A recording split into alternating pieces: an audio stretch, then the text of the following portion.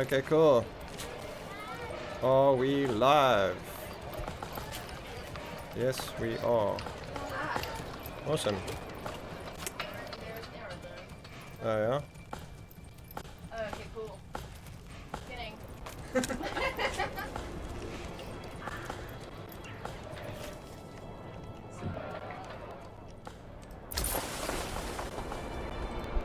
Oh dear. Okay, is there anyone in the chat? Here we go, yeah. Cool. How's it, guys?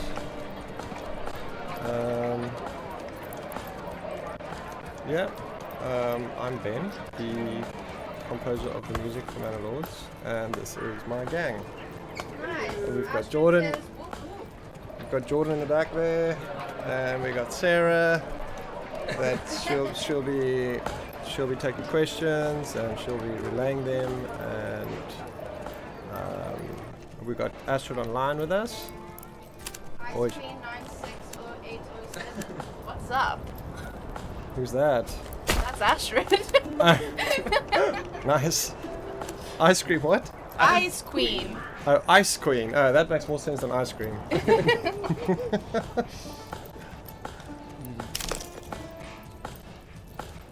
Yeah, guys, this game is pretty hard. But it's so cool. Yeah, I'm now, what's it, year 2. I'm actually, all my other previous runs, I've kind of tried to rush farming. But I suck at farming. So I just figured this time around I'm actually going to try and see how far I can get without rushing too much into farming, because it's like quite labor intensive. How are you finding the game so far? Pretty hard, guys. It's a hard game. And it's funny, I love city builders. I play a lot of city builders, and this is quite tricky, but I mean, I think that's cool. That's like, there's a lot to explore and a lot to kind of master here, I think. And is it cool, like, getting to this point after obviously composing all the music and now you here playing the game? Like, explain how that feeling is. Look, I mean, the first few times that I played, I couldn't concentrate on the game. Why so? I was just like, you know, questioning every decision I ever made. But then it kind of blends into the background, which is perfect, because that's kind of what it's meant to do. So, yeah, it's cool, guys. It feels cool. I think it works really well. And like, I'm in winter now, and then I can hear the winter music, and I'm like, yeah, that's exactly what it should have been. So,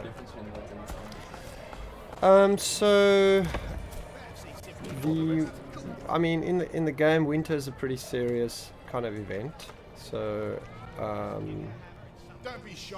During winter, like, your crops stop growing and your peasants use twice as much fuel, and the berry stash doesn't, you know, it's seasonal, so you can't harvest berries and stuff.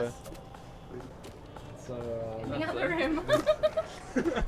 So it's kind of supposed to feel like desolate and, you know, like hard times, that kind of thing.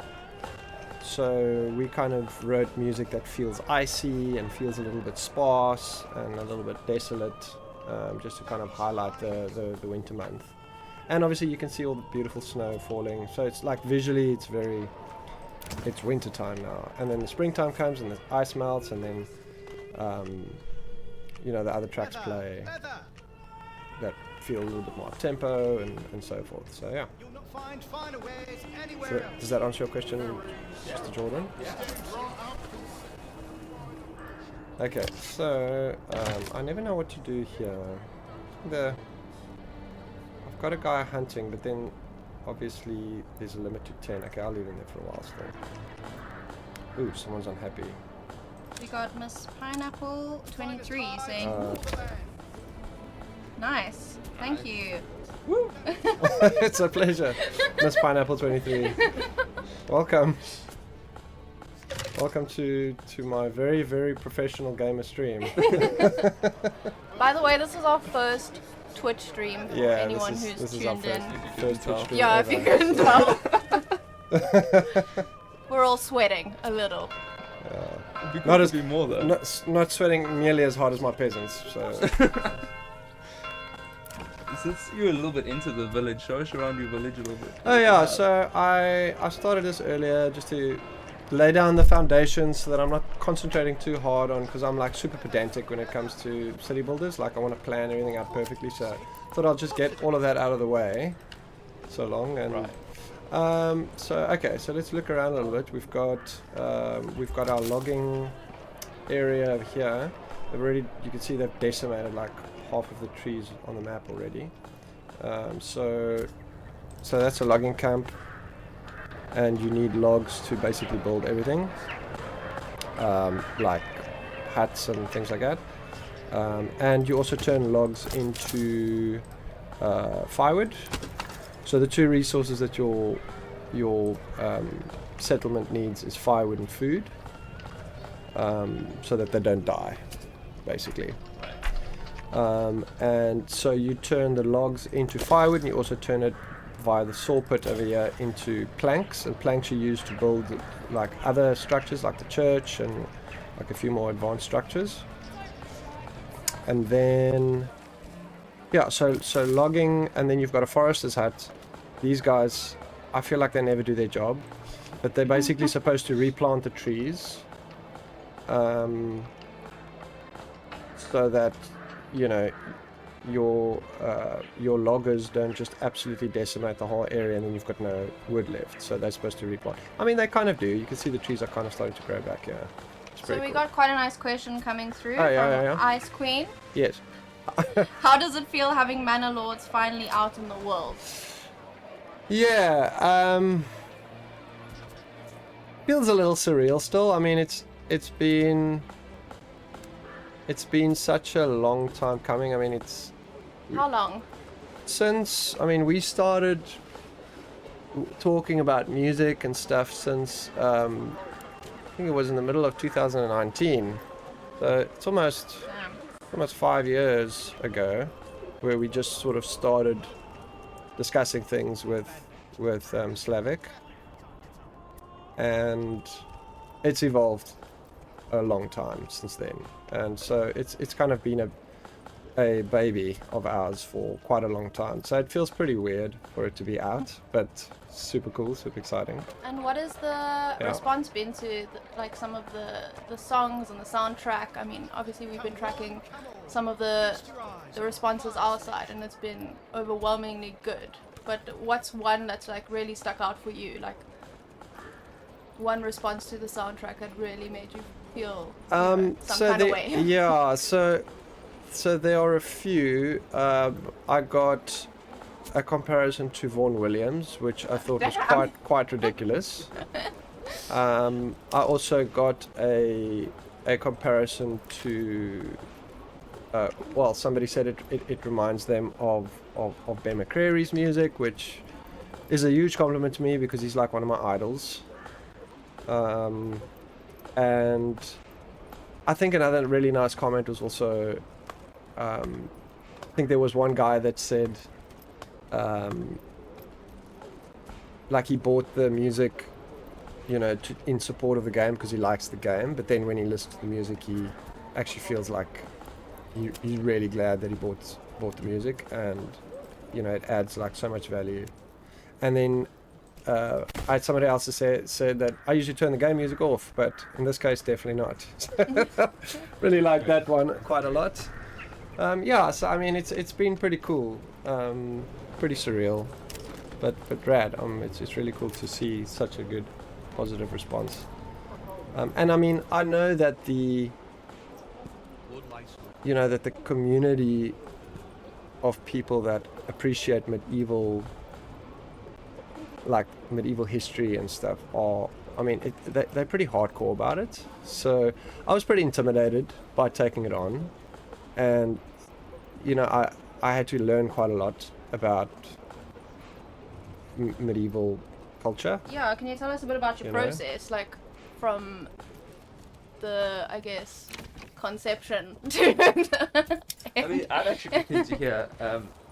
Mike's back here. I'd actually be keen to hear, like you said, like from the start in 2019, it's evolved a lot, and I kind of joined the studio midway through this process, and you still had a long way to go. Like, were there any like big eras of evolution almost, or like what was that evolution process like?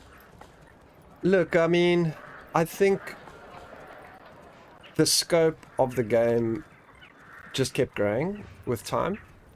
It started off with a very small team, literally one guy, developing this game, and I don't think he had any notion of how big this was going to get and how far he was going to push it, and we kind of evolved along with him. And I mean he like, from the music point of view, like he even put out a little music evolution video at some point that he showed, like the different stages that we went through, and it was kind of like hey Alec. It's running the live stream at the back. And I mean, it started off with just a lot of samples, a lot of program stuff, and then it, you know, we didn't really have budget, and we were kind of like, okay, well, we want to do some strings live, so let's get a few players in. And then things evolved, and there was just so much hype that got built up through the game, and you know, like Slavic managed to put together more budget, and so that's the scope increased, and then eventually we just landed up recording absolutely everything live and doing everything live, and you know, doing And where did you the record strings it live? the strings at Air Studios in London, and we recorded with a choir in London as well called The Voices, which are absolutely A-class singers. I mean, you know, these guys are among the best in the world at this style, you know. So it's really, you couldn't have asked for anything better. And I've actually completely stopped playing now, but it's fine. I'm on normal speed, which means I'm on ultra slow speed. Can you tell me a bit more about the experience of recording at Air Studio? Miss Pineapple just asked the question now. Yes. So, like, can you just tell us a bit more about that whole experience getting to London, like recording with the live orchestra? What was that? Yeah, I mean, you just touched on it now, but I was can you actually elaborate a bit more? I was actually sick. I got sick just the day before I had to fly. The weekend before. Yeah, I got sick the weekend before I had to fly, which was a bit of a nightmare. I mean, I had like a fever and everything, and yeah, it was pretty hectic. And so a bit of a rough start. And I flew from Cape Town to Joburg, and when I got to Joburg, I like got off the plane, and my sister stays in Joburg, and she rushed me to a clinic, and we got me a drip. Oh, damn. Yeah, so we put me on like a hardcore like drip to sort of, I don't know, nourish my body and give me like super immune boosters and stuff, so that I could make the flight to London. So yeah, I was a sort of man down the first like 2 days there, and then the third day I had to record. So I kind of willed myself well. Definitely pulled yourself towards yourself. Yeah, I pulled myself towards myself. Yeah, it was intense. It was really intense. So very like kind of emotional journey, and when I got there and we recorded, and I heard them play like the music for the first time, it literally put me in tears. It was just like, all of it was just so overwhelming, and it was really incredible. Can you tell me a bit about Air Studio itself? I mean, I've heard about it, and apparently it's the actual facility is next level. It's I can't think of a better scenario to record this music at. Like, it's in a Air Studios is built inside of an old cathedral. So it looks medieval. I mean, just straight up, that's immediately like you're just at home. So it just sets the tone. It just set the tone, you know, and the sound inside and the choir inside, like the sound of the room was just absolutely insane. So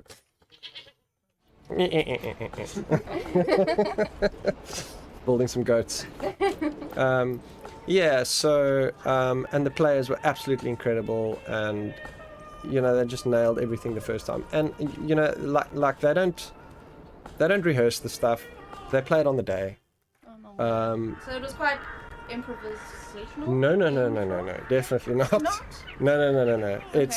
There's extreme amount of planning that goes into doing a session like that, because it's extremely expensive. So I think Greg will kill me if I mention on a live stream what it actually costs. So I won't do that. But it's expensive, and so I had 2 orchestrators on the project, and they basically made sure that all the music was written out on score sheets and printed out for every single musician in their right ranges and all that kind of stuff. The choir parts written out in notes with the syllables in exact same in the right places and all these kinds of things. And we had a conductor that checked everything, pre-recording day, and so a lot of quality checks and a lot of kind of like process that goes into actually doing it. Yeah. So I got another really great question. Yeah. It said, wow, how much research did you have to do in regards to the medieval music to get such an authentic experience with game players? Well, that's cool. We've got a little bit of behind the scenes from the game. Recording the sound playing out in the background, which is quite cool. Thanks, Alec. You're doing Lord's work here. The Manor Lord's work.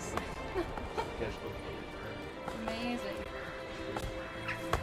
Oh, is that what he's doing? Yeah. Oh, okay. Oh, cool. Nice one, Alec. So that's a great question, because what I know about medieval music now is definitely not what I knew about medieval music when I started. I mean, it's not a style, like it's not a niche that I have particularly done in so much detail before. So what one thinks about medieval music is actually sort of like a watered down mainstream modern version of as opposed to what it actually is. And I think what helped me a hell of a lot was Slavic's knowledge of medieval culture, including medieval music, is vast, and he listens to a lot of it, and he absorbed a lot of it even before we even had our first conversation. So he had a really, really good idea of what he wanted to do, and so he shared a lot of his research with us, and so we absorbed quite a lot of information from him, and that kind of set us down this path, and then from there we kind of navigated our way through and discovered what the big differences are between modern music as a modern composer versus how medieval composers thought and what their process was, because I guarantee you it's 2 completely different things. So we had to start thinking like medieval composers as far as humanly possible. And yeah. That was actually a really interesting thing, I mean, for me, observing from the outside of this process, and I remember you mentioning walking the line between the cinematic and medieval without it sounding fantasy, because a lot of medieval stuff has been adopted into the fantasy genre. And yes, that would be cool to expand on. Yeah, absolutely. I mean, we like a lot of our first sketches that we wrote sounded like fantasy music, especially to the dev. He was like, it's beautiful, but it ain't medieval. And it's interesting because fantasy music draws a lot of inspiration from kind of medieval music. It's sort of similar, but it's not. It's similar in the way that it's harmonically similar. So you would use the same kind of chords, and but you wouldn't. And even the instruments. I mean, you would use like solo like Renaissance violin or whatever would work really, really well for a fantasy score. But with medieval music, it's a lot more strict. So we got another question, which Yeah. I think would carry on quite nicely to what you're talking about Yeah, right yeah, now. So Carefree with a G says, any instrument that you use that took you by surprise, aka an instrument you'll like to use in future projects. Yes, absolutely. So one of the highlight instruments for me is the Baroque violin. And it's interesting because the Baroque violin is technically not part of our era. Yeah. So it didn't make a very big feature, but you can hear it in Thy Dream, Thy Land and The Peasants. It's kind of the main motif, the sort of violin kind of instrument that you hear. But it's got gut strings. So it's like sheep's gut or something like that. I mean, which was the case for a lot of instruments back in those times. But it's just the design of the instrument is a little bit more modern than the 12th to the 14th century instruments that we also used, like the medieval viol and the viol de gamba. I mean, these were a little bit more primitive instruments, and you can hear the medieval viol is, for instance, the opening instrument. I mean, it's all over the score, but it's for instance the opening instrument on the very opening track in the main menu. There you can sort of really hear it. And also it features pretty strongly on Humble Beginnings, where there's this dance between the string orchestra and then the medieval viol playing like improvisational kind of lines. So yeah, so I think the medieval viol definitely and the Baroque violin definitely are instruments that I would absolutely love to incorporate into more modern scores and give them a unique texture. You know, I think it would be incredible. Sure. It's been a wild process finding people that can play these things. Yeah, how was that process? Like gathering Painful. the troops. Painful, so painful. I mean, very painful. It was tough as hell to find the right people, and we didn't even know where to begin to start looking. And I mean, we looked locally, and you know, at first, and we found a couple. I mean, the guy playing the Baroque violin is a guy, a local guy. Oh, amazing. Yeah, Vince. Okay. Yeah, so a good friend of mine, and he's absolutely incredible musician and a composer as well. And he's a bit of a violin virtuoso, but he's got this Baroque violin. I don't know where he got it from and when he got it, and it gave him so much headache because it keeps going out of tune the whole time. And then he snapped a string, and then he couldn't carry on with the sessions, and he had to order one. And I from, can imagine it's a mission to try and find a dude, like he had to order one from, like, I don't know, like medieval times. From medieval times. Yeah, you had to order one from a time machine. Yeah. Yeah, and you know, yeah, quite a few of our musicians are from Cape Town here. I mean, Fuzzy obviously playing a whole bunch of those flutes, a lot of those flute parts and stuff. I mean, and he also did the final mix of the score. So a pretty resourceful guy, but he is such a medieval fan. Like, he's been playing medieval tunes on his recorders since he was like a kid, you know. Amazing. So it's kind of like the perfect project for him, and he had a big blast. And yeah, and then we obviously we hooked up with Enrique from Spain, who is a medieval instrumentalist, and he's just absolutely incredible, and he was such a huge asset to the score. And then, of course, Sarah Davison from the UK on her viol. She also played in the string orchestra, and her husband Peter was our conductor.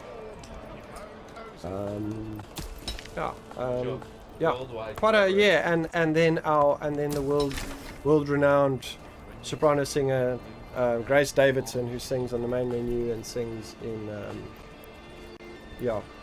features on the score. So she was absolutely incredible as well.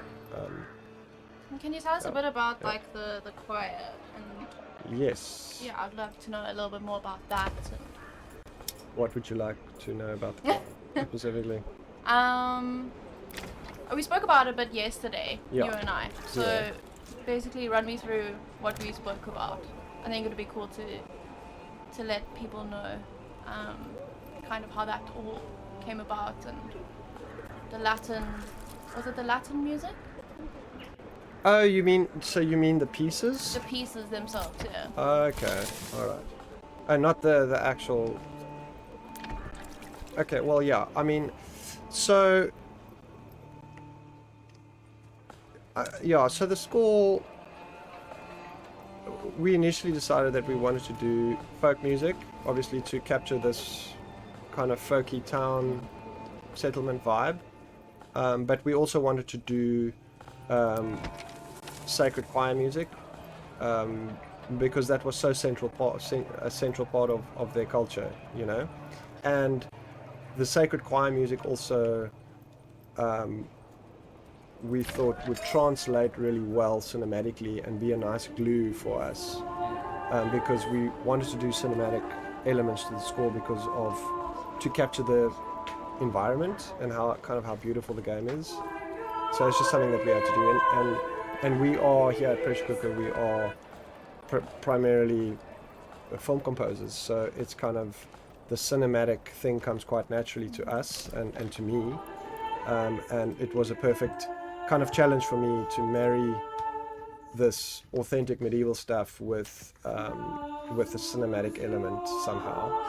I wasn't quite sure how I was going to do that yet, but so the choral music kind of slots quite well into the middle of that, you know. I'm actually just not building anything. I'm answering your guys' questions. What I need to do is maybe now plan my fields, because I've got no fields. Let me do that. So the choral music kind of slotted pretty well for me into marrying the cinematic and the medieval kind of period stuff. And when we started exploring that, we wrote a whole bunch of choir tunes, and that we thought were pretty and beautiful, but we quickly realized that that's not how choir church music worked. In that back then, it was all centered around the text, because it's all to glorify God, right? And that's the function of it, and it's lest you get burned by the stake. You may not kind of write music for the choir to do anything else. So, and it was all about the glorification of God, and so it was built off of poems and chants that were written by monks and by composers, and so when we wrote our music, we had to start with the text, and we also used actual compositions, like in Magna Parta is an actual composition from the 12th century, which we then combined with kind of a call and answer with these cinematic movements, which we thought was a really cool and interesting and unique kind of sound. So not just trying to like emulate the sound, but actually just like writing it exactly how it would be written. Well, it was a combination of both, right? So we wrote our own, but we also paid homage to the actual music. And we got another quite a great question. Yes. I know the questions are flying in. I'm sorry, Ben. No, it's all good. No, I take super long too, because I've got so much to say about everything. So and you're trying to play at the same time. And I'm trying to play, which is not going very well, but it's fine. I'm going to just add my farmhouse right here, so that Okay, so Carefree with a G. Yeah. Yeah. Just like I'm sure there were improvised pieces that made it into the game, were there any planned / composed pieces that didn't make it into the final soundtrack, and why? So many.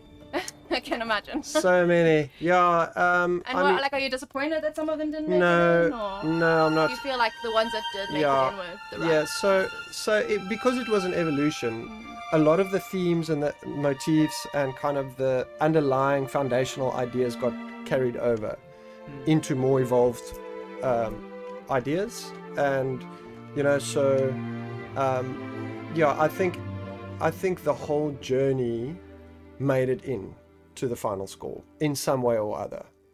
even though there were lots of recording bits and a lot of experimentations and a lot of things sounding like fantasy and a lot of things sounding like wannabe medieval music kind of got cut, it's part of the process to sift and to find, especially if you want to make something truly special.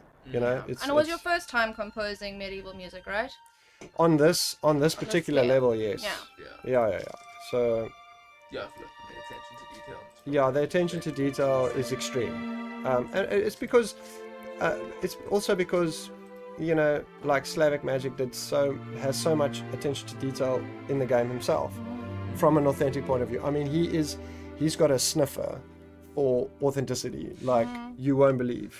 Like, you can't slip anything by him. It's like, no, that was not from this, and that was, and I'm like, well, I'm so glad that you can educate us on these things, because he's truly like an amazing guy, and it's so cool to work with someone that's so dedicated to something, and that made it easy for us to be so dedicated to the idea, because we wanted to get on his level, so there again I answered your question with. And the relationship you have now with Slavic? Yeah. Is it, are you guys, tell us a bit about the relationship that you guys built and how they find working with Pressure Cooker and how the relationship is great. It's very positive. We chat often, and I check in with him, and he's a pretty busy guy at the moment. I can imagine, So but yeah, I mean, we'll definitely work together in the future again. If not for Manor Lords, I mean, I'm pretty sure that Manor Lords will have some, hopefully some expansions or some extra material coming along. I can very easily see that coming. And we've developed such a sound together, that it would make a lot of sense for him to keep this relationship going, and vice versa, so yeah, super cool dude, very, very, very amazing creative guy.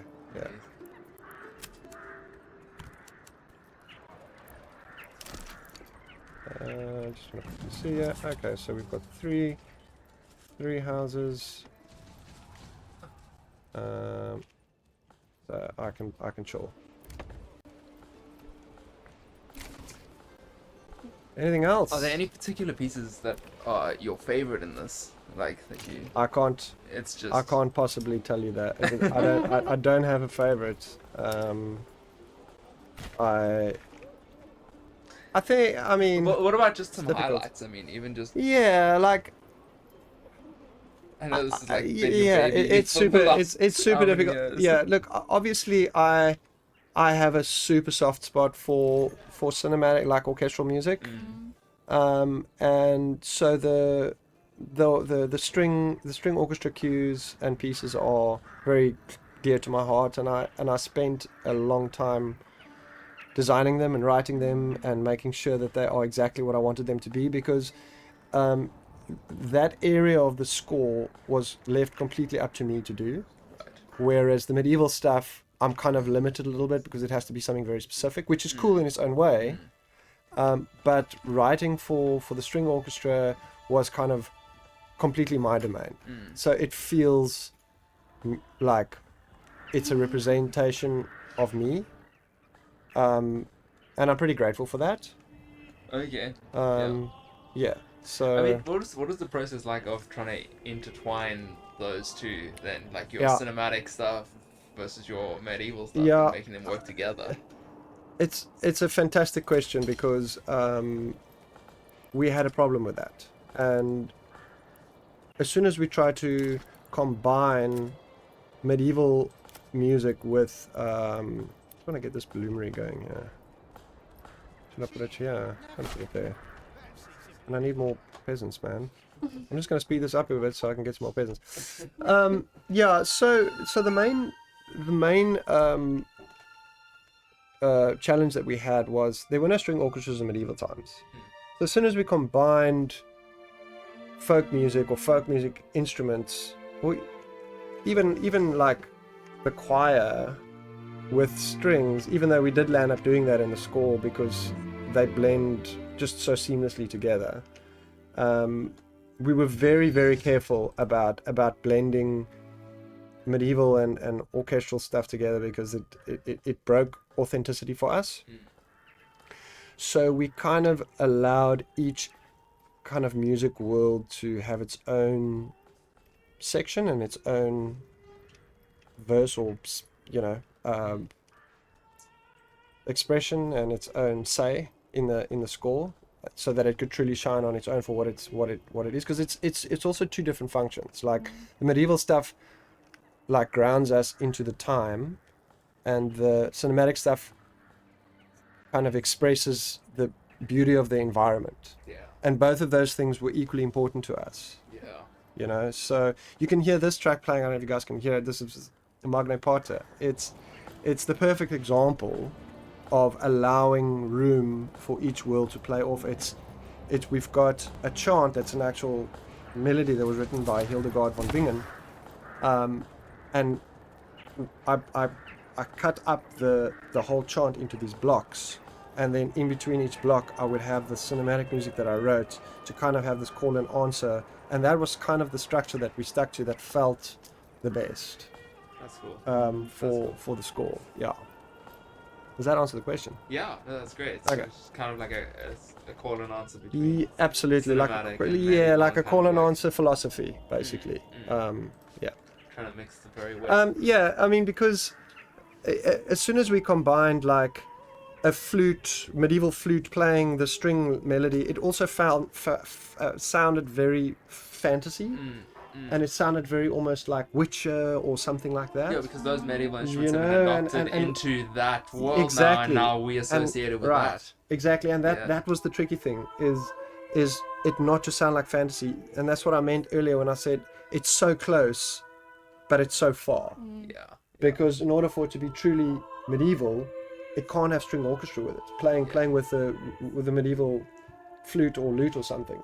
Because it just didn't exist in that way. So it breaks authenticity. Yeah, that's wild. So that was an interesting challenge to figure out. Cook water says Yes. Lekker Ben. Oh yeah, cook water. You know who that is? No. It's Quibus. Quibby. How's So Paul? Yeah, Quibus, welcome Quibus. That's my cousin. He also helped us on the game. He did like one or two things on his bouzouki. Just some textures and things that he created, which was really, really awesome. So welcome Quibby. How's it, dude? What time is it then in Paul? Dude. Quibus is a vampire. He doesn't sleep. Like He's actually in Australia. We just joked. He's in Australia, yeah. And Paul. I'm so used to that joke now. I just kind of like whatever. All right. Okay. What do you guys need? Fuel. I wonder if there's a question that someone else can answer for me quickly. If there's someone in that like knows this game much better than I do. I struggle with these freaking. I mean, how many woodcutters lodges do you guys land up with? Because I always find that I cut so much wood and I can just never stay. And then the other thing is I tried this firewood cart thing this time around, but it says abandoned. Like, what does that mean? Is it working? It's like no. Is it so? I can see there's firewood in there, and I don't know. Maybe Alec knows. Since you're not great at this game, do you want to answer a question about the soundtrack again? Yo, is that what someone said? No, okay, that's my question. Well, I mean, I would have completely agreed. Sure. Someone said, what went through your mind when you first were asked to work on this project, being a film composer and all? Yeah. So, yeah. I mean, film composer, yes, but I also am a gamer, right? And I have a very soft spot for games, and I really want to in my career like expand more into doing gaming soundtracks. And so with Manor Lords specifically, I mean we followed Slavic Magic's project Manor Lords like since basically 2019 on some sort of, I think it was a crowdfunding website or on Reddit. No, it was on Reddit. We discovered we followed him on Reddit, and we just kept tabs on him, and we kept bugging him, and we kept asking him, hey, can we do the score for this? And hey, trust me, we know what we're doing. We film composers, and, you know, so it is. I mean, the two are not that different in terms of the skill set required to do them, but the mindset is a little bit different, right? Yeah.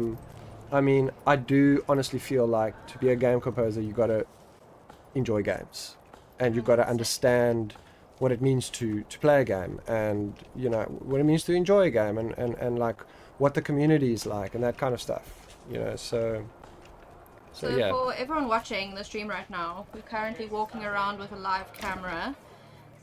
This is Fresh Cooker Studios, and these are some of the amazing people that make up the studio. We don't just play pool all day. We actually all games. We create pretty epic things, and you should go check us out. And yeah, thanks Miss Pineapple for your message. We do have a very epic studio. We're very grateful to be able to be here. Definitely. Yeah, and you can see some of our posters. That's some of the work that we've done, or the projects that we've worked on. Yeah. And thanks again for everyone that's tuned in and the awesome questions. Yeah. Welcome everybody. welcome to my terrible Manor Lords playing. I'm just while I'm taking a break from the questions, I'm just trying to figure out what my guys need here. It's actually not looking too bad. It's kind of, yeah, 5 months. Oh yes, I was busy with farming. Let me just come, guys. Priority high here, please. Let's get this farmhouse going. Ben, how's your first Twitch experience going? Yeah, it's pretty nerve-wracking because I feel like I'm babbling a lot, and I'm absolutely butchering my run of this game. But I'm trying to kind of multitask, which I'm clearly not very good at. But yeah, it's fun, man. I think it's pretty fun. Interesting. I'll definitely do it again. Hey, Sarah? Yeah. You're gonna do it again? Hell yeah. I think, you know, but it's been really good so far, I think. Yeah, for sure. Would anyone else like to see us again? Yeah. Does anybody have any pro tips of how we could improve our... No, I don't want that. How did you feel on launch day? Well, firstly, I couldn't believe my ears. When... Yeah, I was... It was pretty surreal for me. I try to just stay grounded. I was just like, I didn't want to overthink it. I just wanted to kind of let the universe just, what will be kind of thing. Because I had absolutely no idea what the response would be, and I think I would have driven myself crazy trying to work out what that might be. So yeah, I think I was pretty chilled. I was pretty neutral, and I was pretty proud of what we had come up with at the end. You know, I mean, if I feel like we didn't quite deliver what we wanted to, I think it would have been different, but we absolutely presented you guys with something that we are truly proud of. So yeah, so I felt pretty good actually. That's awesome. So, Carefree with a G. Yo. Said Durbanville Simulator. I don't know what that means. Durbanville Simulator. Is that a new game? Durbanville Simulator. Yeah. As in Durbanville. As in Durbanville. I don't know. That doesn't sound like a... I think he's saying... So, I think he's saying that we are simulating Durbanville, yeah. Oh, okay. Cool. No slacking off. Does this look like Durbanville to you, dude? Maybe. Or Dudette?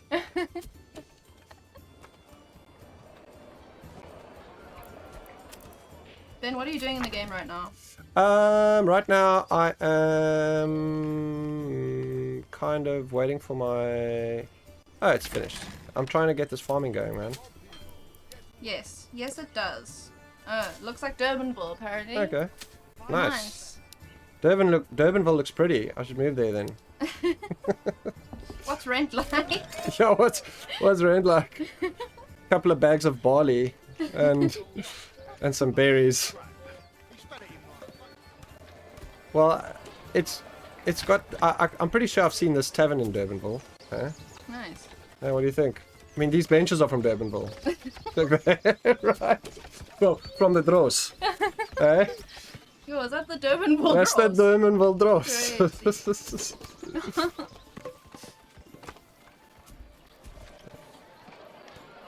Okay, so are you guys farming? Yes, they are farming. We're gonna get wheat in, guys. I'm so excited. What's your favorite thing about the game, Ben? What's my favorite thing about the game? Yeah. Yo, that's such a hectic question. I think the way it looks is probably my favorite thing about the game. There's a Like lot of it's effort that's been put yeah, into like the attention to detail. It's just so incredible, and that was the thing that also excited me the most about it from the beginning. And you know, again, as a film composer, I'm so used to the visual aspect of the medium that we're working with. And when I saw this, I'm like, man, I can do something with this, you know, and I still feel that way. So yeah, definitely the attention to detail. And look at this. How's it been talking about the music and gaming at the same time? Pretty difficult. Pretty difficult. Pretty hard. I don't think I'm doing either very well. No, I think you're doing But a I'm trying. stellar job. I'm trying. I need to put someone in my tavern. Have I got people? Yeah, I've got people. Okay, guys, go for it. Oh, I need a Malthouse first, though. Malthouse. There it is. Do I have one? Did I build one? I don't think so. Let's put it right next to the tavern to make it easy. Come on. Right. Ah. There we go. Look at that. Perfect. Let's go, people. Do you guys think I have enough hitching? I've only got 2 oxen. I don't think that's enough. Actually, I need to add one here. Let's upgrade that so I can add another one. I think the secret to this game is definitely lies in these little oxen. Carry your things around. Look at them. Ah. Ah, look at that. Look at that. How cool is that? Check. Oh, traffic jam. Oh no. Oh, nice. Keeping to the left. Did you see? They kept to the left. We're currently on a different screen. We are looking at Okay. their studio right now. Oh, you guys there we looking at go. their studio. We're back. Oh no, it's over now. Now we see. No, I was following the cow around like this. Okay. And then I saw like 2 cows coming to a head-on collision, and then they both just went left. And I was like, wow, the cows are really trained. So cool. Yeah, no. What's the question? Can we introduce Alec? Yeah, let's introduce Alec. That's a great idea. Someone asked earlier, who's Alec? This is Alec. This is the mastermind behind I'm our, Alec. I'm gonna sit behind Ben our here and just IT hide. and our production quality. This is a good spot to be, right here. Can't see me. Alec, show Hi. yourself. Show Reveal yourself, Alec. Reveal I'm yourself. sitting, making a total mockery of this, the audio in the stream. Okay. I'm trying to find like some old archive footage from when you guys were actually at Air Studios doing No, it looks awesome. all the recording things, but it's a little bit interesting to manage. Yeah, I thought it would have be cool that for people to see a little background. bit behind the scenes. Oh yeah. yeah, I've actually got some. Yeah, maybe then for next. I've got quite a bit on my iPhone, so. I've got all of your phones. Have you got all my phone stuff? it's, Okay. Okay. I'm just showing some of the stuff that Okay, cool. You guys shot at Air. I can't find any of the photos from Fuzzy Studio. That would have been quite cool, but I don't know where. I wonder where those are. I've got everything on archive. I mean, we must have. I don't know. It's all on the archive. Is it? Yeah. Okay. But I thought maybe it would be quite cool. I'll have a I'll play maybe some of the fire stuff. Then you can tell us about some of the choral pieces. Sure. And then sort of the process of like what you guys did and how you went about going from like MIDI based little production studio here to Air Studios doing choral and string recording. Oh, nice. Kyle Yeah. says, Yeah. hello, for pressure sure. cookies. We. Who's that? Kyle. Is it Kyle? Yeah. Is it Kyle? Kyle I don't know how to pronounce your name, Kyle. Your gaming, your Twitch name. How do you pronounce that, Alec? What? Kylo Zylotto.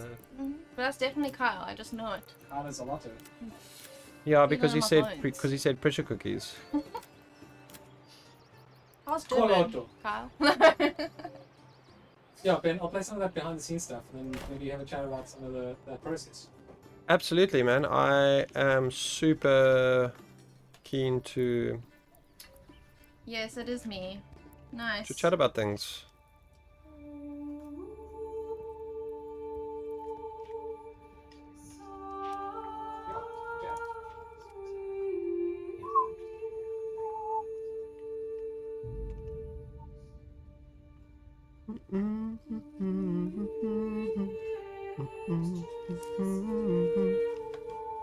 Maybe I should just build this here to make it easier for them. I don't know. Let's experiment with it and see. Why are the bandits attacking you? What's going on here? Are they like...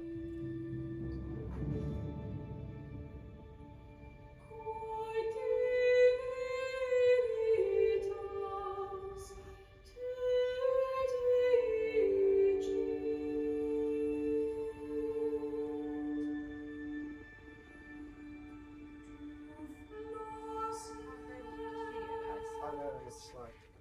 It's so insane. So very insane.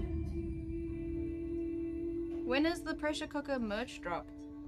Good question. I know, man. Like, I need a hoodie. I've put in so many orders, guys. This is for pressure cooker I'll merch. get on that, guys. Yeah, well, you Let's see gotta. if we can get 100 people on the stream. Look at you. Look at you with your. It's funny.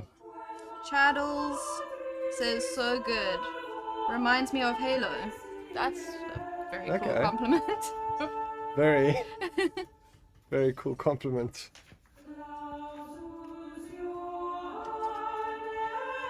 Okay, so there's a reason why I have no barley. It's because I didn't freaking plant any.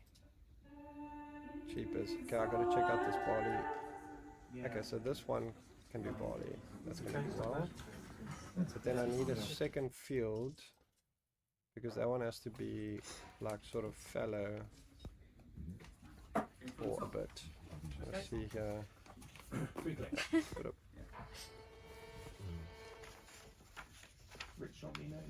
Oh, that's a big barley field. Perfect. Oh yeah. Perfect.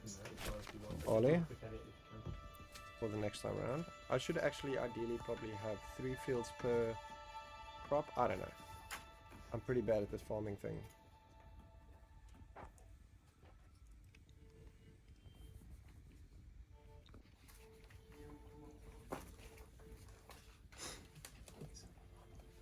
All right. Okay.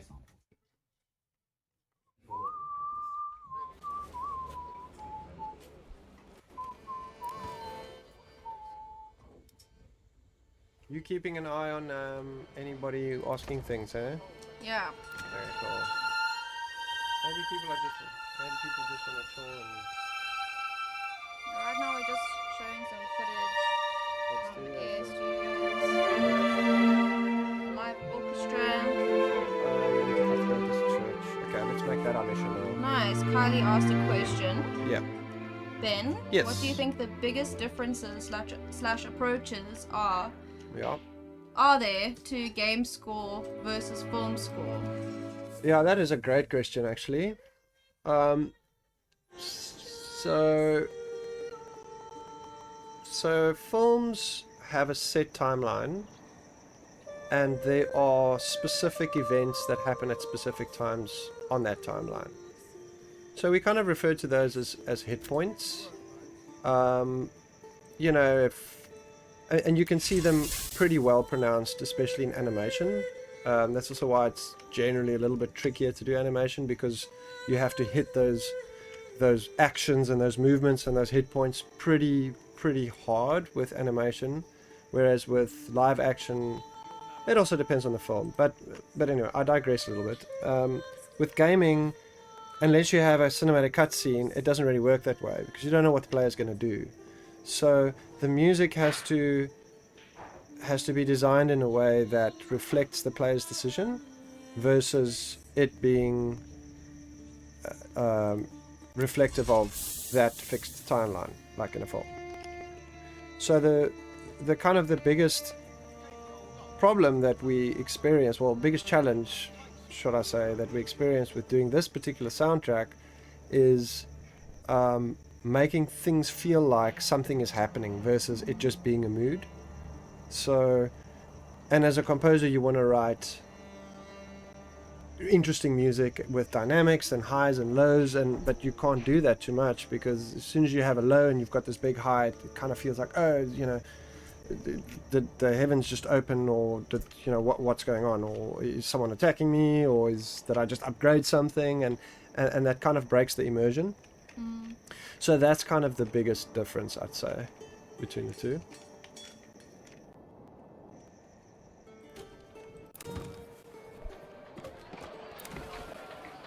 Ooh, we got a nice long question here. Nice. Tony Moneo, I hope I'm pronouncing your name right, says, Yo Ben, awesome work, Yo. bro. Can you walk us through your Awesome. creative process when composing the soundtrack for the game? Also, Manor Lords features a diverse range of environments and moods. How did you tailor the music to suit each setting? Love your work, man. Congratulations on the success of the launch. Guessing it was can't wait to see what you do next. Yeah, me too, man. Thanks, Also can't Tony. wait to see what I do next. It's the eternal question.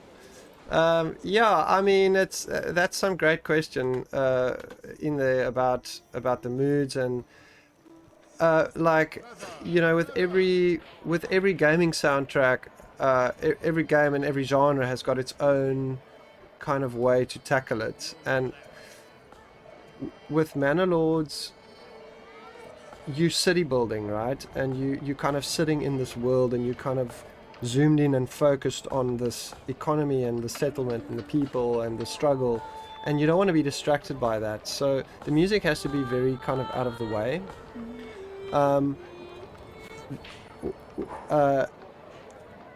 Time passes by, right? And it's we're running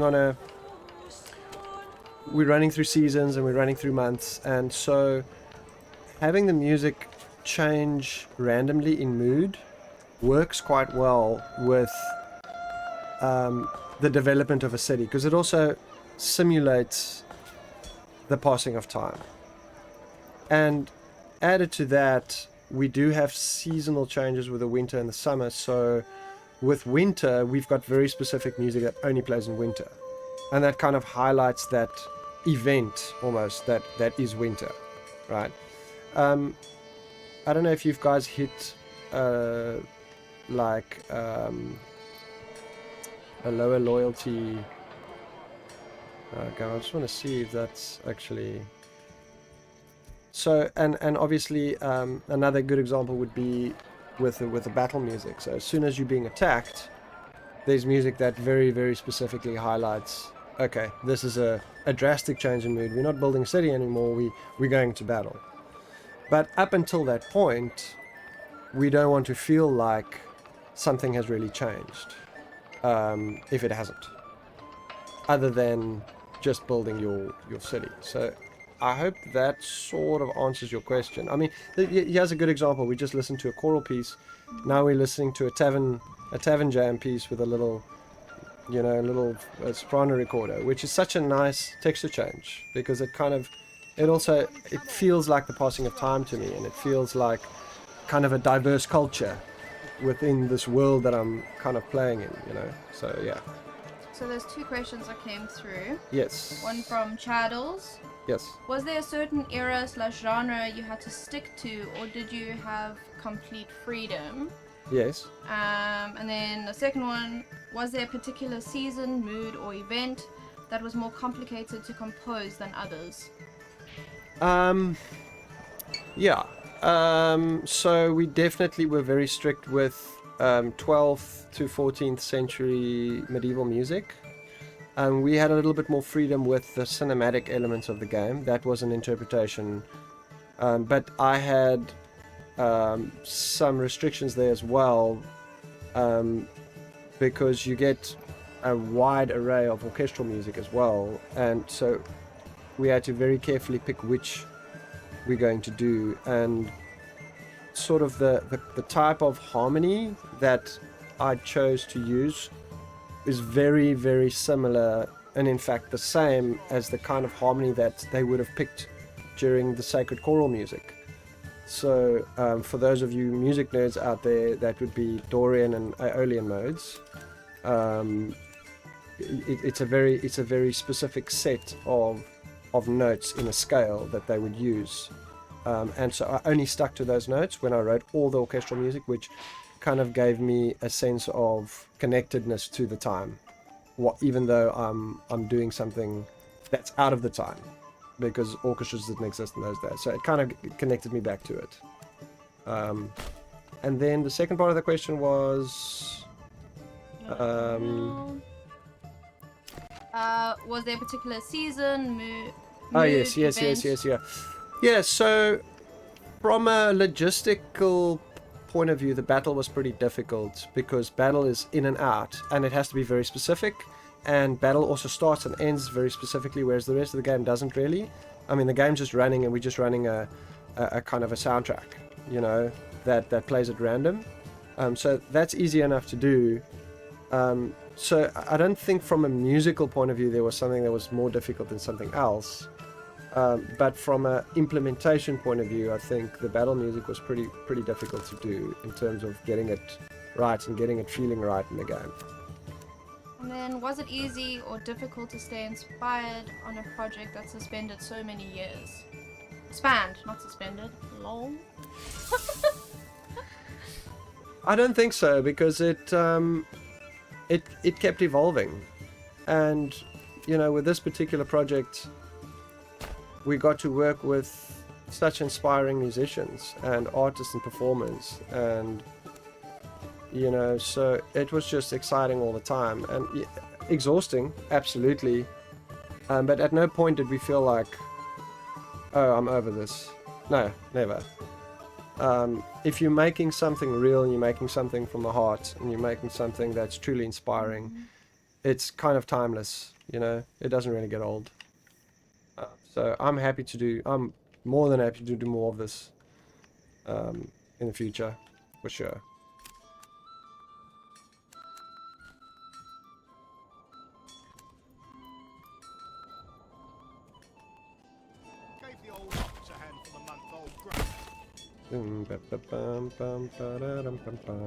How many years did it take from your side? So we initially started talking to Slavic around mid 2019, just before COVID. Yeah, so that's kind of when we started, and he started showing interest, and we started putting a couple of sketches together. So yeah, I mean, that's a pretty long time.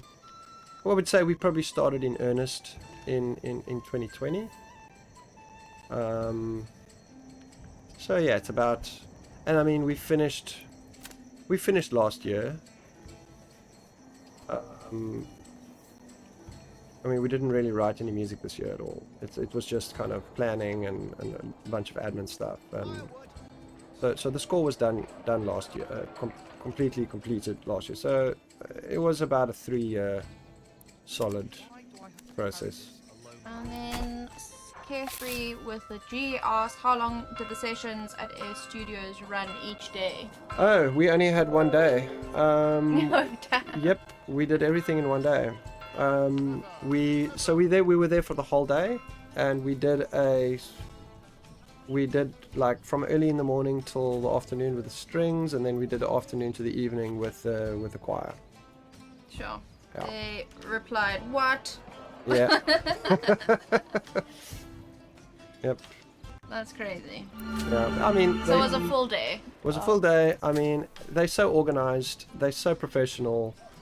You just put the music in front of them and they just absolutely nail it. There's no problems. There's no. Sure. It's just incredible to work with them. So yeah. It's crazy.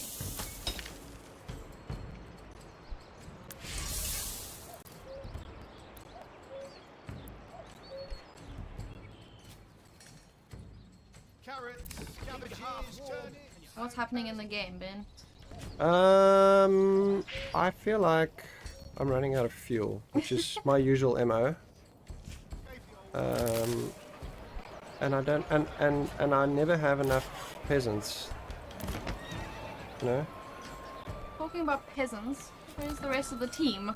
Let's just buy some ox. Yeah, where's the rest of the team? Does anyone on the stream want to meet some of the pressure cookies? I just don't know why I never have enough freaking firewood, man. Damn it. Maybe I should cut trees down over here. No, I can't do that. Yeah, where's the gang? Pressure cookies, come, reveal yourselves. Come join the stream. I think I should maybe build a woodcutters thing here. I swear, like, can anybody on the stream explain to me? Okay, I'm stepping away from the chat. I'm gonna go rally the troops. Okay. Sure. Yeah, I'm just gonna build more.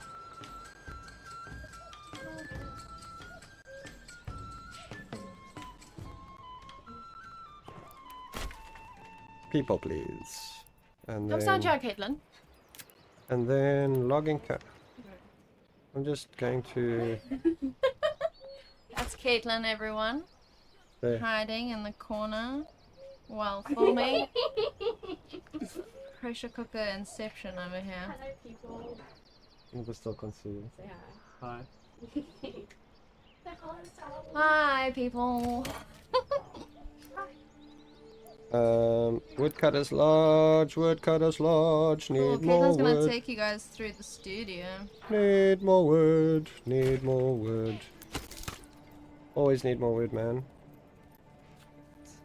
Public order, should read this. Governs the chance of crime occurring.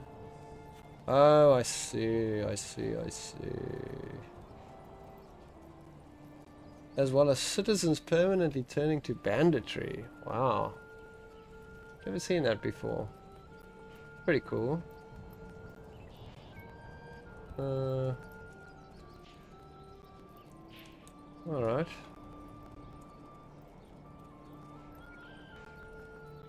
Alright. I feel like I also need wooden parts. I don't know what I need them for, but I need them. Oh yes, of course, I need them for shields. Why do I need wooden parts for shields, do you guys imagine? Trust me, if Slavic made this game and he says we need wooden parts to make shields, wooden parts needed to have been there to make shields. Ben, this is actually the most important question we've received thus far. Oh yeah? Do we sell pressure cookers? Who asked that? Ah, Carefree with a G. Awesome. No, we do not sell pressure cookers, but we do often get asked, which is hilarious. So pressure cooker, the name pressure cooker obviously is figurative and not literal. It means being in a pressure cooker, being under pressure and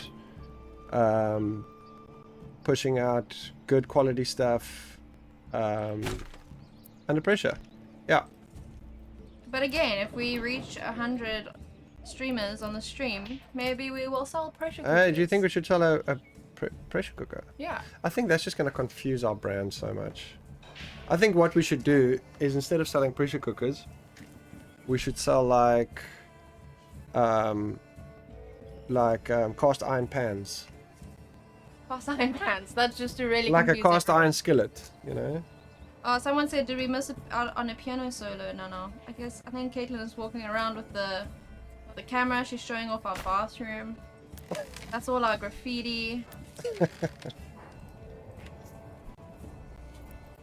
Yeah, that's where we write our inspiration, guys. Yeah, totally. There's Caitlin. Oh yeah. This is a cosmetic, no construction cost. Oh, excellent. I'll just build that right here then. Look at that. Like as if my peasants don't have enough to do, huh?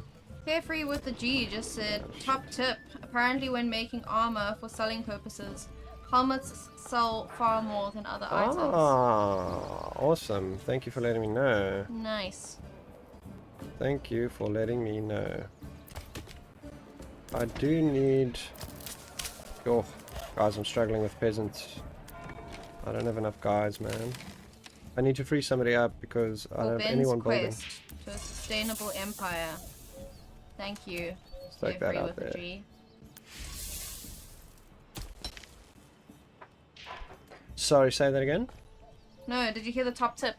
Yes, I heard the top tip. Yeah, And then he replied, for Ben's quest to a sustainable empire. Yes. Yes. Yeah. Top tip for Ben's quest for a sustainable empire. Totally. Ben still has definitely not... So we got some more pressure cookies in the building. Yeah? Ew. There's Caitlin. I don't know which way to point, guys. And then Chloe's lurking here in the corner. Come, Chloe. Yeah, it is. Chloe's actually the biggest gamer of us all.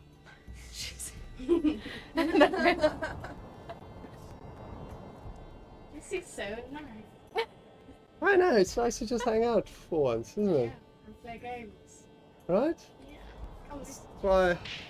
That's why I signed up for this job. Who's on the How street? far have you gone in?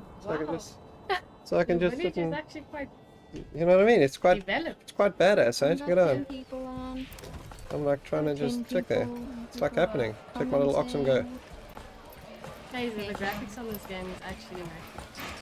I know, and this work machine of mine doesn't really have a great graphics card, No. so it will look even much better with actual. Yes, there's Micro in front of us.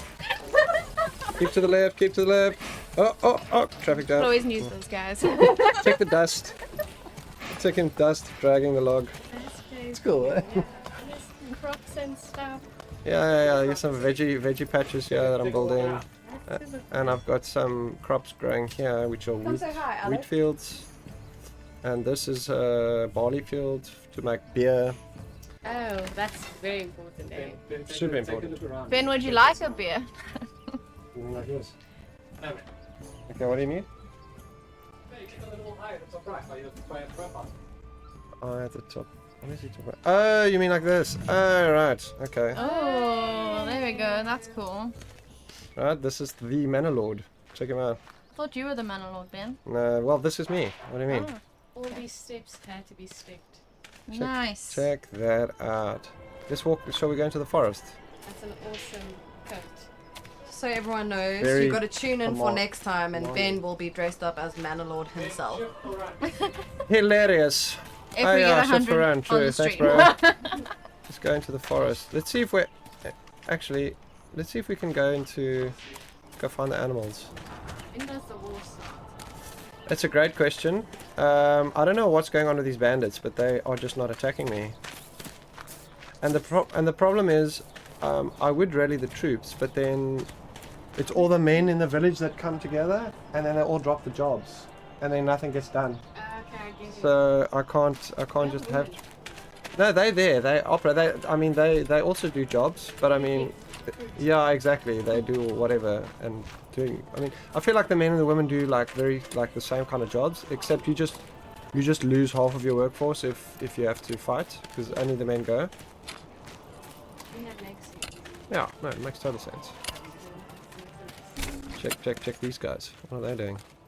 That's crazy. Okay, whoops, bit of a glitch there. You'll probably fix that. Gave the old ox a handful of month-old grass. She spat it in my Eh? face. Amazing, eh? So pretty. You're the king of this. I'm the Lord. I'm the Manor Lord. Speaking of Manor Lord, I should actually build a castle because I can. I will add a manor. Manor. Yes. Where should we build it, guys? You need money to do it. I need resources and I don't have enough, so I'm not even gonna attempt to do it now. So you just have to go and like chop wood and dig. That's basically the long and short of it, yeah. What I need is I need 5 timber logs, I need 20 planks, I need 15 stone. It's actually not that expensive. It's almost like Minecraft, like when you look at like a structure and the make of it, and then you have to go and actually find those resources. Yeah, exactly. I haven't played Minecraft, but I know quite a lot about Minecraft because I've watched quite a lot of people play Minecraft. You can't avoid Minecraft because it's so enormous and popular. Yeah, I mean, like Minecraft is a little bit more Tyron, come join like us. Lego almost, No, where you but get to design your own stuff. Yeah. So this is kind of, and this is your introduction to a city building game Yeah. and a strategy game. So that's what this is. So yeah, I guess Minecraft can be seen as a city builder. Interesting. Yeah. Yeah. Okay. How's the clay going? So how's my? Okay. How's the dross, Ben? Listen, what I wanted to do was upgrade my church. There we go. That's what I need to do. Nice. Because then I can upgrade my burgage plots to level 3.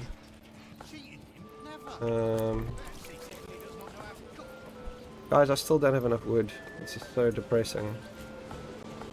Like 3 months supply is not enough.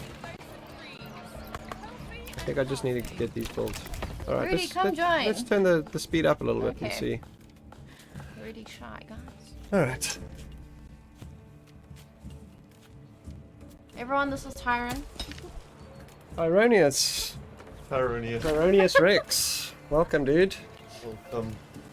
So what was your Tyron, what do you know about gaming? What is my favorite part of what? Nice.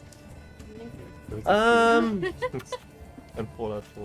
Because it was a long journey. I think I would say the highlight was getting to go to Air and to record with those incredible musicians. I think that is a once in a lifetime kind of opportunity, and and I think that was. I mean, I literally cried. So when I was there, because it was so kind of overwhelming. So yeah, I mean. Yeah, I would say that's a highlight for sure. How does it feel to like see everything come to fruition? Yeah, it's like It's amazing. yeah, it's pretty bizarre. But it's super cool. It's really super cool, and it's so nice to see. Like, I mean, this is definitely one of the biggest projects I've ever done in terms of exposure and eyes on my work, and I couldn't be more happy that it was this particular score, because I think it's very reflective of me and what I wanted it to be. Yeah, it speaks to the Absolutely, and it feels uncompromised. it's a game. And it's a game, and I love games. Yeah, so, yeah. We're proud of you, Beanie Boy. Yeah! Proud of you guys too! Couldn't do it without my team! Share a little bit more like behind the scenes stuff. Yeah, sure, no problem, dude. You do the thing. How's the stream going? Why is there no berries? There's never berries. Oh. Times already. Video. Look, there she goes. It's not even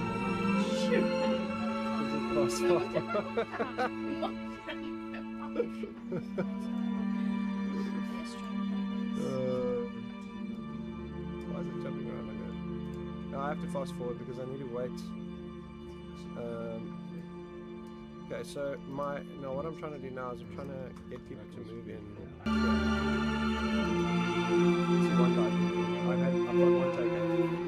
And the more people I get to move in, the more jobs I have besides jobs. And I basically at the moment I've got 2 months worth of fuel supply, basically until people freeze to death, and 14 months of food supply until people starve to death. So fuel is a bit of a problem. So what I've done is I've built an extra logging camp over here. It's just not getting built. Hopefully if I just put up the priority a little bit.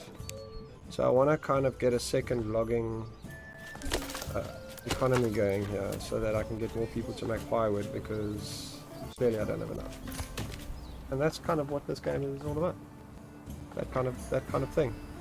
It's weathering the hardships. You know? Fun. Very relaxing. Very like calming.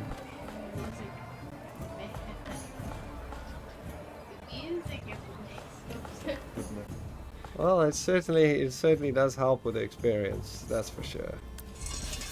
I mean, you can kind of like turn it off, and you can like experience it. No, You know what I mean? Like it's cool. Doesn't really have the same mood anymore. I wonder if maybe it's me. Oh, cool. Not bad, hey? Yeah. Dad jokes. Yeah, not bad, eh? Bad. Alright. Okay, cool. Let's cut some logs, guys. There's 1,000 people watching you. I right wonder, actually, I'm unsure about this unlimited work area, so I'm just going to limit Thanks, this everyone, for particular follows. logging camp to this area over here. Nice. So they're only going to chop trees from like here. Yeah. And then I'm going to build a forester. What a forester is basically supposed to do is supposed to replant the trees after they get cut down, so that it just doesn't completely decimate the tree supply, like here. See, so this forester has basically started planting trees here now.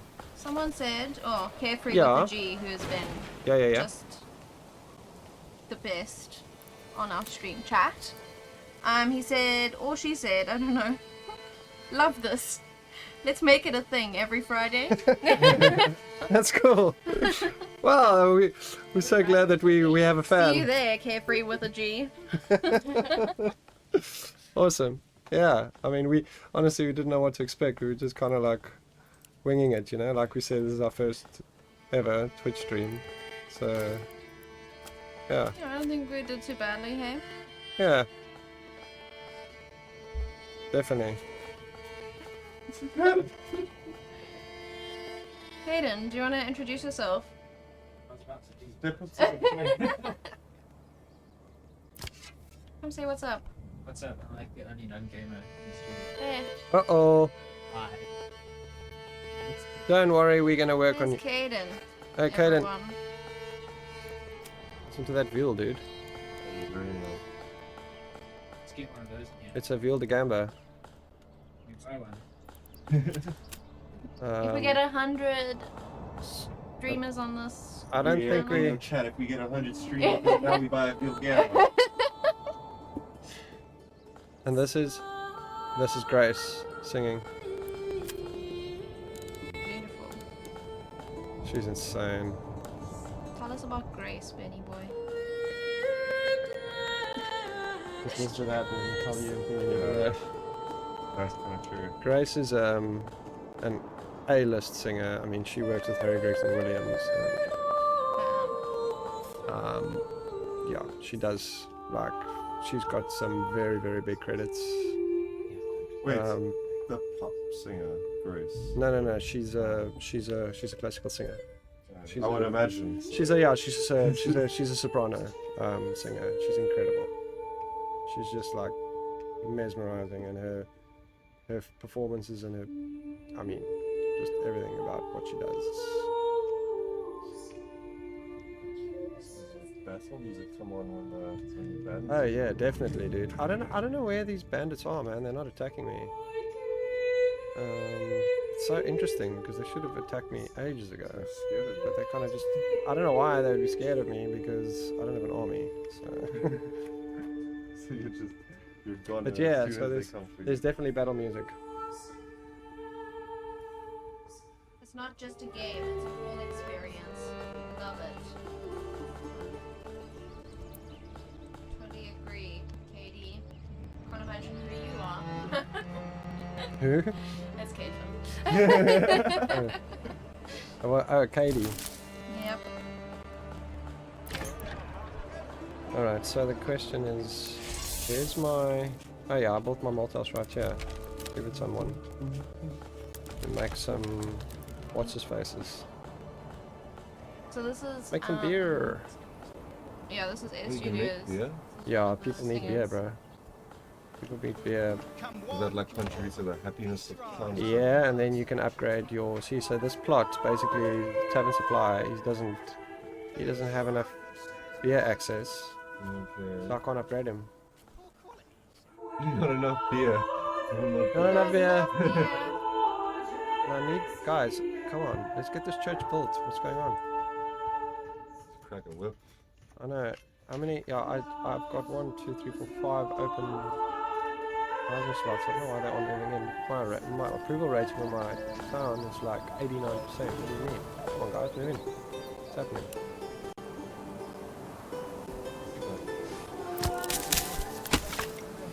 Adios, Caden. Cheers, Kaden. Have a good weekend, bro. Cheers. Should we wrap the stream up?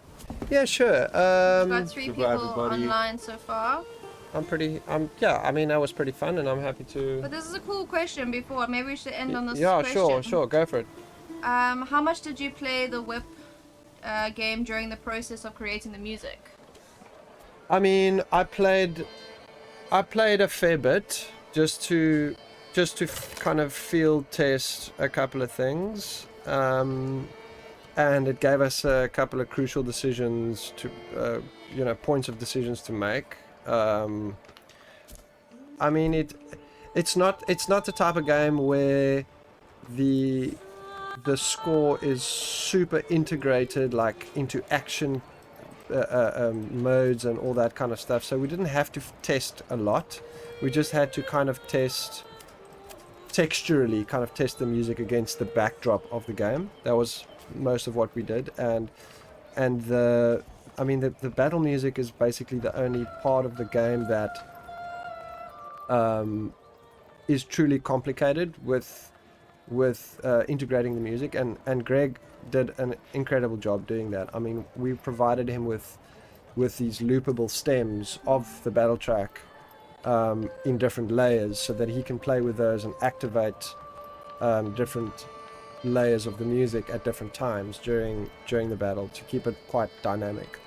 So, and he did all of that on his end. So he did most of the heavy lifting on that. So yeah. Awesome. That was a great question. Thank you. Yeah, great question.